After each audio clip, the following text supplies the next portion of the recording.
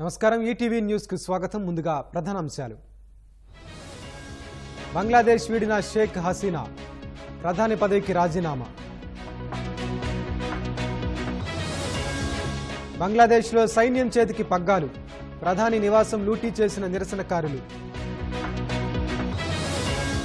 భారత్ బంగ్లా సరిహద్దుల్లో high alert భద్రత కట్టుదిట్టం చేసిన బీఎస్ఎఫ్ డెత్ ఛాంబర్లుగా కోచింగ్ సెంటర్లు ఢిల్లీ ఘటన సుమోటోగా స్వీకరించిన సుప్రీంకోర్టు ఢిల్లీ హైకోర్టులో కేజ్రీవాల్ కు చుక్కెదురు సిబిఐ అరెస్టును సమర్థించిన న్యాయస్థానం రేసులో ట్రంప్ను దాటిన కమలా హ్యారిస్